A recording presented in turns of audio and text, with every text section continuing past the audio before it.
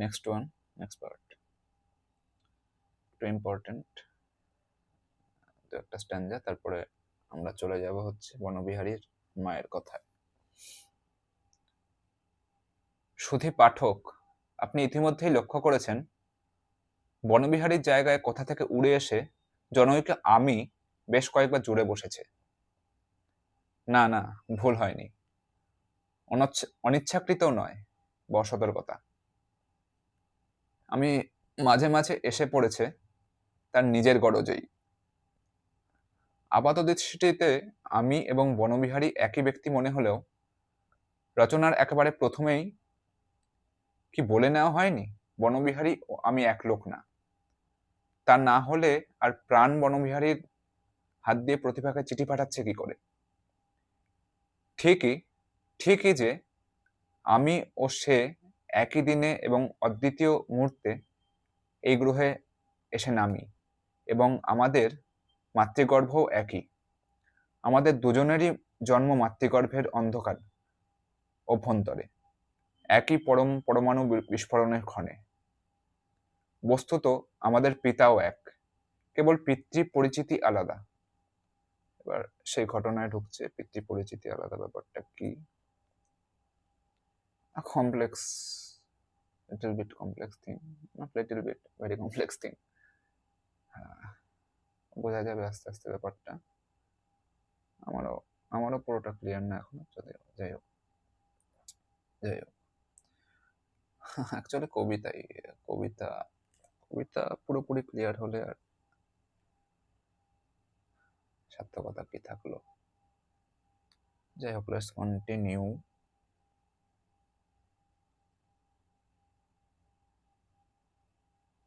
ও যাকে বাবা বলে জানে এবং জানতো, মানতো এবং মানে, বাগবাজারের বোসপাড়ার সেই ধরণীধর মিত্র।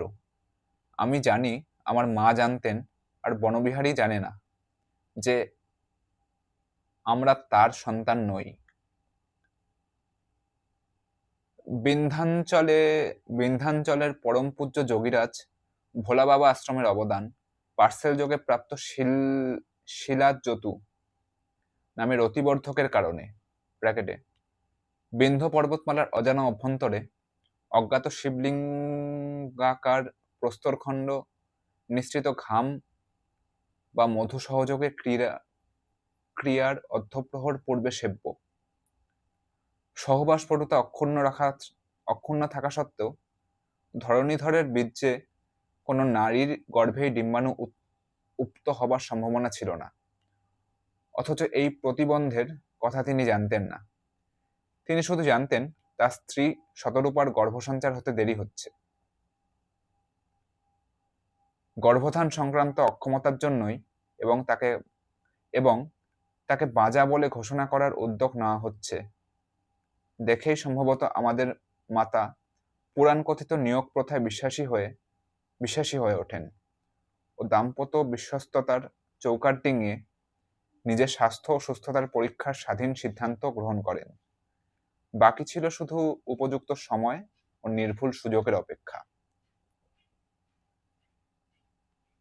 তারপরে ঠাকুমার কথা হচ্ছে। ঠাকুমা ঋষিকেশ না কোথাও একটা গেছিল তীর্থযাত্রা করতে। ওখানে কোনো মহামারীতে আক্রান্ত হয়ে বমি পায়খানা মেখে মারা যায়। সেখানে সৎকার হয়ে যায়। সেখান থেকে ডেথ সার্টিফিকেটের জন্য অনেকদিন টাইম লাগে নিয়ে আসতে, সেসব আছে। আমরা চলে যাব হচ্ছে বনবিহারীর কিংবা আমি যে দুজনেই, যাই হোক, ওদের মায়ের ব্যাপারটায় মানে আর কি যাচ্ছে। ধরণীধর আর তার স্ত্রী শতরূপা ওই মায়ের সৎকার করতে যাচ্ছে। মা ওখানে মারা গেছে, খবর পেয়েছে তীর্থযাত্রা করতে গিয়ে, মানে শতরূপার শাশুড়ি আর কি। এবার যাওয়ার পথের ট্রেনের ঘটনা। হরিদ্বার যাবার পথে বারাণসী থেকে দুন এক্সপ্রেসে তাদের কামরায় ওঠেন শ্রীমৎ বাগীশ্বরানন্দ। পিওর সিল্কের সাদা থানের মধ্যে সেই দীর্ঘকায় মধ্যবয়সী মাখন মসৃণ সন্ন্যাসীকে জানলা দিয়ে শতরূপা দেখলেন।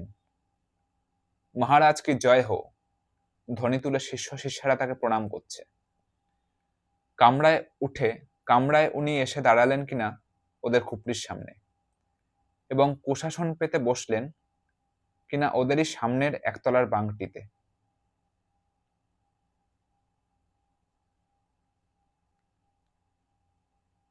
ভবিতব্য চিনে নিতে শতরূপার এক মুহূর্ত দেরি হয়নি। তখনও দীক্ষা নেননি। দেখেই ওর মনে হলো, দীক্ষা যদি নিতে হয় তবে এর কাছেই নিতে হবে। এটাই তার বিধিলিপি। বস্তুত লাল বিদ্যাসাগরীর মধ্যে তার তুষারধবল পায়ে তিনি দাঁড়িয়ে থাকতে থাকতে অপরিচিতা গৃহবধূ তাকে গলব বস্ত্রে প্রণাম করেছিল। যাই হোক, এবার সন্দেশ দিল বা ইয়ে করলো, যাই হোক সন্দেশ খাওয়ালো, চর্চা করলো, বলল বাবা আমি শাপগ্রস্তা। হরিদ্বারে পৌঁছবার আগে শতরূপাকে ওরা ট্রেনেই বলেছিলেন আমি সন্তানহীনা। শতরূপা ওকে ট্রেনেই বলেছিল আমি সন্তানহীনা।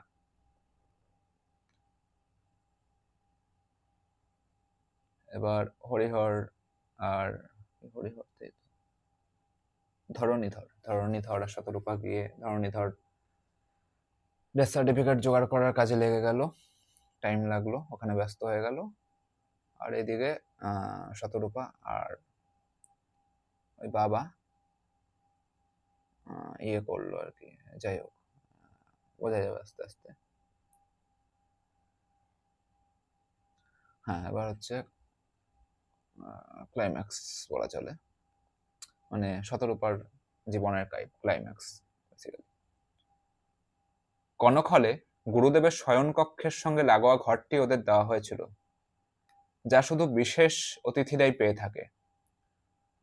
বস্তুত আগে এটি মহারাজের ধ্যান কক্ষ, তাই দু কক্ষের মধ্যে একটি অন্তর্বর্তী দরজাও থেকে গেছে। যে 2 রাত্রি ধরণীধর হরিদ্বারে ছিল, প্রথম রাতে মাঝখানের দরজায় টোকা দিয়ে আসেন স্বয়ং প্রভু।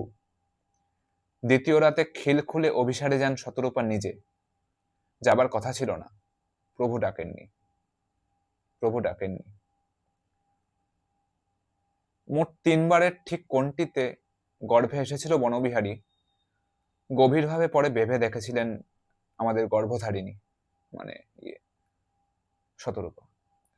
ওর ধারণা ছিল নিশ্চিত ওই প্রথম 2 বারের মধ্যে কোনো একবার। প্রথম রাত্রির তুলনায় দ্বিতীয় রাত্রিটি ছিল তার বেশি পছন্দের। তৃতীয় রাত্রি কেন নয়, দ্যাট ইজ ভেরি ইন্টারেস্টিং, হবে আস্তে আস্তে পরে। কেননা প্রথম রাতে সতীত্ব হারানোর ভয় ধরণীধরের কাছে কৌমার্য স্খলনের তুলনায় অনেক বেশি জটিল ও ব্যাপ্ত বলে মনে হয়েছিল। স্বামী দ্বারা সদ্য বিবাহিতার কৌমার্য হারানোর মধ্যে একটা বোঝা নামানোর ব্যাপার থাকে। উৎসবের আমেজের মধ্যে দিয়ে সেই দস্যুতা বা লুটপাট তথা পরস্যাপহরণ হয় বলে।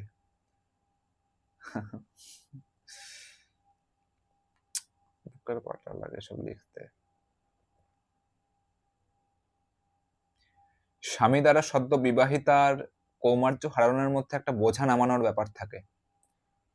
উৎসবের আমেজের মধ্যে দিয়ে সেই দস্যুতা বা লুটপাট তথা পরস্যাপহরণ হয় বলে। তা আটপৌরে থেকে বেনারসিতে প্রবেশের চেয়ে বেশি গুরুতর কিছু বলে মনে হয় না। শরীর আমারই,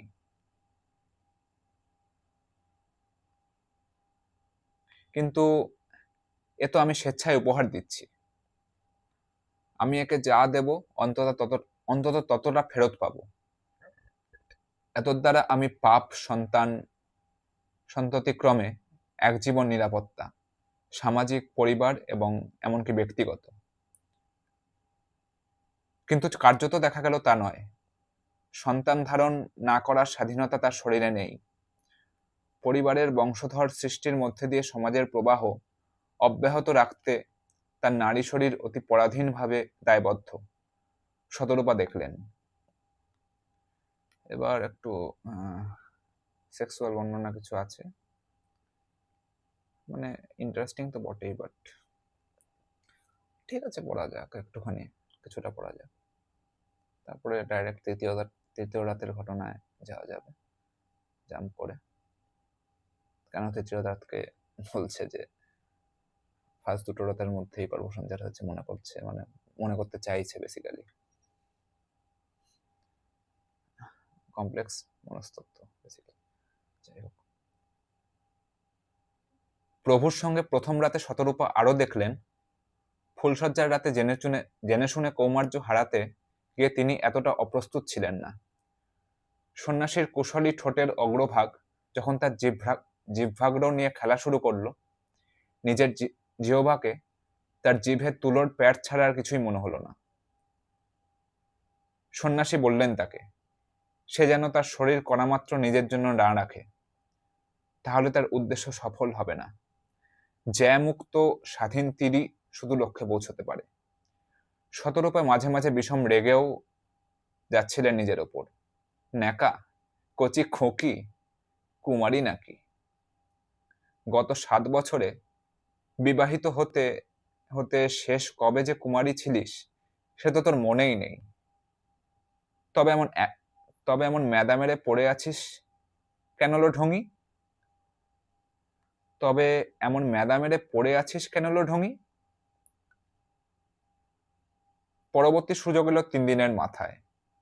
এবার তৃতীয় রাতের ঘটনাটা, ওই ডেথ সার্টিফিকেট পাওয়া গেছে, ওটা আনতে যেতে হবে।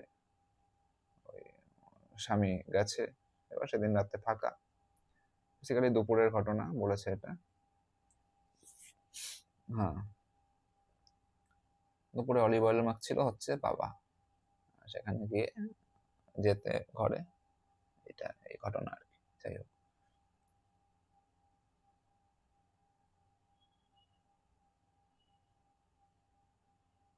ঠিক আছে। প্রথম দ্বিতীয় রাতের মাঝখানে 3 দিন অনেক ভেবে দেখলেন শতরূপা, না এ কোনো প্রেমের ব্যাপার নয়। জানি স্বপ্নাচ্ছন্নের মতো তিনি গোটা কুমারী জীবন ধরে বিভোর হয়ে ছিলেন, বালিকার মতো কুমারীর মতো অর্বাচীনতাকে প্রশ্রয় দেবার কোনো কারণ আর নেই। যাই হোক, বিশেষ প্রেম নয়, প্রয়োজনই তাকে বিশ্বাসঘাতিনী হতে বাধ্য করেছে। ঠিক আছে,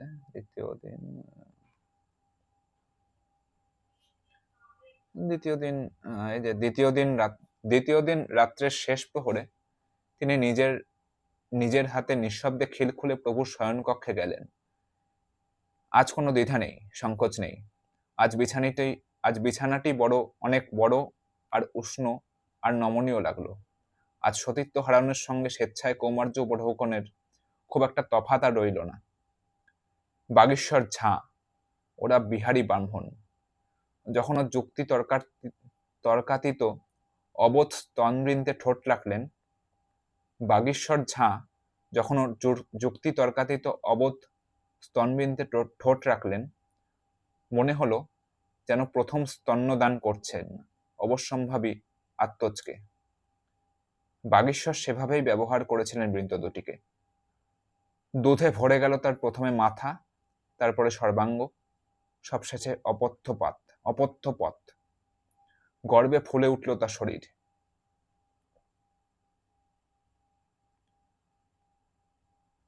গর্ভধারণের উন্মাদনার সঙ্গে এই দেহদান ছিল এমন সর্বতোভাবে তৃপ্তি সুখের যে জন্মের 3 দিন পরে বনবিহারীকে তিনি যখন প্রথম স্তন্য দান করেন, দুজনের গায়েই তখন একটা সুতোও রাখেননি। শতরূপা অতএব গর্ভসঞ্চারের ব্যাপারে দ্বিতীয় রাত্রিটির সম্ভাবনাকে সব দিক ভেবে সর্বোচ্চ স্বীকৃতি দিয়েছিলেন। এটা হচ্ছে দ্বিতীয় রাতকে স্বীকৃতি দেওয়ার কারণ। বেসিক্যালি নিজেই চিন্তা করছে যে গর্ভসঞ্চারটা কবে হয়েছে। দ্বিতীয় রাতে she was much more comfortable, মানসিক দিক থেকে, শারীরিক দিক থেকে, বাধার দিক থেকে। কাজেই ওটাকে সে সবচেয়ে পবিত্র মনে করছে। মানে বেসিক্যালি ভেরি কমপ্লেক্স মনস্তত্ত্ব বেসিক্যালি। এবার তৃতীয় রাতের কথা। কেন তৃতীয় রাতকে, মানে ও চায় না যে তৃতীয় রাতটা ওর গর্ভসঞ্চার করুক। কেননা তৃতীয় ও শেষবারের যে মিলন তাকে পশ্চাচার বললে কম বলা হয়, আর সেটা ঘটেছিল প্রখর দ্বীপ্রহরে। ঋষিকেশে বদ্রীর বাস ধরতে যাওয়ার সময় শতরূপা যখন তাকে শেষবার প্রণাম করতে যান, তখন স্নানে যাবার আগে বাগেশ্বর তখন ইম্পোর্টেড ইতালীয় অলিভ তেল মেখে জানলার ধারে বসে রোদ পোহাচ্ছিলেন। ঘরে আর কেউ ছিল না বলে এক ঝটকায় তিনি ওকে টেনে নিয়ে গিয়েছিলেন নিজস্ব স্নানাগারে। বিস্তৃত বিবরণে যাবার কোনো প্রয়োজন নেই, কেবল এইটুকু বলাই যথেষ্ট যে পাথর বসাবার জন্য বাথরুমে তখন সবে খোয়া তোলা হয়েছিল। তাই গোটা ব্যাপারটা সর্বথা সংঘটিত হতে হয়েছিল অবস্থানগত দিক থেকে সমারূঢ় থেকে, এবং সেই সব আসনে যাদের কথা না মিলবে কামসূত্রে, যারা না আছে যোগায়। আজনুলম্বিত লৌহ ভুজদ্বয় দ্বারা তুলে ও ধরে রেখে কখনো যখন দুপা দিয়ে যোগীরাজের কোমর বেষ্টন করে ঝুলে আছেন শতরূপা। যোগের ভাষায় একে পবন মুক্তাসন বললে বলা যেতে পারে, ব্র্যাকেটে যদি ব্যুৎপত্তির দিক থেকে দেখা যায়, ব্র্যাকেট ক্লোজ। আবার লুপ্ত মাধ্যাকর্ষণাসন বললেও অত্যুক্তি হয় না, যদি নতুন নামে একান্তই ডাকতে হয়। কখনো তার দেওয়ালে পিঠ দুটি পা ফাঁক হতে হতে নদীর এপার ওপার, অথচ আগাগোড়াই বলতে গেলে দাঁড়িয়ে দাঁড়িয়ে। গোটা ব্যাপারটা নিষ্পন্ন হয়ে গেল কি অবিশ্বাস্য দ্রুততায়, যেন শুরুর আগেই শেষ, যেন দাঁড়ানো ষাঁড় ও গাভী, যাতে টু শব্দটি বাইরে না যায় সেজন্য একই সঙ্গে ট্যাপ ও ঝাঁঝরি খুলে দেওয়া হয়, যে জন্য ভিজে যাচ্ছিল, পিছলে যাচ্ছিল অলিভ পিছল প্রতিটি ধর্তায়। পিছলে যাচ্ছিল অলিভ পিছল প্রতিটি ধর্তায়, বিশেষণ দিয়েছে ধর্তাই, অলিভ পিছল প্রতিটি ধর্তায়। তাই আরো আকুলভাবে আঁকড়ে ধরছিলেন শতরূপা। অবশ্য ঝুলন্ত যে কোনো মানুষই পড়ে না যেতে চাইবে, আর সেটাও ঘটনা। অন্যদিকে শব্দ বলতে বিশেষ আর কি, এক শতরূপার মুখ নির্গত অ, আ, ও, উ প্রভৃতি কয়েকটি আদি স্বরবর্ণ ছাড়া। না, নোংরা বাথরুমের ভেতর সেদিন যা হয়েছিল, যে কোনো পার্শ্বচারকেও তা করবে অধোবদন। না, ছি, ওই নোংরা বাথরুমের মধ্যে কখনোই না। একবার তো প্রথা বিরোধী কমোডাসনেও বসতে হয়েছিল। সত্যি সিদ্ধ পুরুষ। কলকাতার ঠিকানা নেননি। যখন ধরণীধর তা দিতে চায়, গঙ্গামাইয়া চাইলেই তোমরা আবার আসবে বলেছিলেন। ঠিকানা আমি নেই না, ঠিকানা বড় পিছুটান। তখন সন্ধ্যারতির প্রস্তুতি চলছে। উঁচু মিক চর্মসান থেকে বাগীশ্বর যখন বললেন, মা, এরা হলেন সাক্ষাৎ পার্বতী। যতক্ষণ এইখানেতে এদের রুনুঝুনু। বাম স্তনের নিপেলের ওপর তর্জনী রেখে দেখিয়ে দিলেন কোনখানে। ততক্ষণই আমরা শিব। আরেকবার পড়ি। তখন সন্ধ্যারতির প্রস্তুতি চলছে, বিদায় নিচ্ছে আর কি। ওরা দুজন, শতরূপা বিদায় নিচ্ছে, ওনার স্বামী কথা হচ্ছে বাবার সাথে। তখন সন্ধ্যারতির প্রস্তুতি চলছে। উঁচু মেঘ চর্মসান থেকে বাগীশ্বরী যখন বললেন, মা, এরা হলেন সাক্ষাৎ পার্বতী। যতক্ষণ এইখানেতে এদের রুনুঝুনু। বাম স্তনের নিপেলের ওপর তর্জনী রেখে দেখিয়ে দিলেন কোনখানে। ততক্ষণই আমরা শিব। লাল পেরেক কোরিয়ারে ঢাকা শরীর উপুর করে প্রভুর পায়ে তখন তার সর্বস্ব ঢেলে দিচ্ছেন শতরূপা, কারণ তিনি ততক্ষণে টের পেয়েছেন তিনি যে মা হতে পারেন তা প্রমাণিত হতে চলেছে। তখনই কি টের পেয়ে গেছেন তা কে বলবে? গর্ভসঞ্চারের প্রথম লক্ষণগুলো দেখা দিতে তখনও 2 সপ্তাহ বাকি। মানে যাই হোক। হরিদ্বার, ঋষিকেশ, কনখল কি কেদারবর্তীর পথে কেউ মাছ মাংস স্পর্শ করে না। নারীও এক প্রকার মাংস। ধরণীধর মাসাধিকাল নারী মাংসকেও তাই সে কুখাদ্যের তালিকায় রেখেছিলেন। পিতৃত্ব সংবাদের আকস্মিক উন্মাদনা সে মনে রাখতে দেয়নি। তবে না, কিছুতেই না, বাথরুমে নয়। বিপ্লবী বাথরুমে জন্মগ্রহণ করে না। তবে না, কিছুতেই নয়, বাথরুমে নয়। বিপ্লবী বাথরুমে জন্মগ্রহণ করে না। বিপ্লবের প্রতিশব্দ একটাই, আগুন। মানে সার্কাস্টিক ওয়েতে, আমার তো মনে হচ্ছে কিছুটা সার্কাস্টিক ওয়েতে, কারণ পুরোটা পড়লে বোঝা যাবে এই বনবিহারীর আলটিমেটলি যা ভবিতব্য আর কি, যে অবস্থায় সে পৌঁছাবে, মানে বিপ্লবীর থেকে যে আস্তে আস্তে ডিগ্রেডেশন যাই হোক আর কি, ডিগ্রেডেশন কেন বলবো, আপগ্রেডেশন হতে পারে, হতে হতে আলটিমেটলি যে অবস্থায় পৌঁছাবে, সেখানে বিপ্লবী শব্দটা এখানে হয়তো সার্কাস্টিক হইতে ইউজ করেছে। I can not define, but আমার মনে হয় আর কি হিউমারও আছে, এরপরে বেশ কিছু হিউমার আছে। হ্যাঁ, আলটিমেটলি কবিতা, সেটা ঠিক,